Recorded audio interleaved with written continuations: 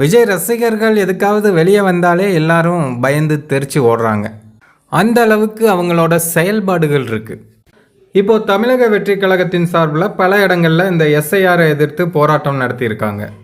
சரி, எஸ்ஐஆரை எதிர்த்து போராட்டம் நடத்துகிறீங்க, ஓகே.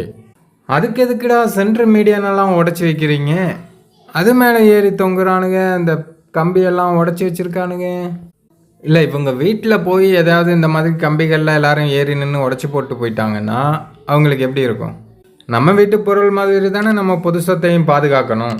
சரி, பொது சொத்து தானே, யார் கேட்க போகிறா, உடஞ்சா என்ன, பார்த்துக்கலாம் என்னத்தை போய் அப்படின்னு இந்த மாதிரியுமா இருப்பாங்க? எதுக்கு இப்படி ஏறி நிற்கணும்? சரி, விஜய் வந்தால் தான் எல்லாரும் ஏறி குதித்து விஜயை பார்க்கணும் அப்படிங்கிறதுக்காக தள்ளுமுள்ளுலாம் நடக்குது.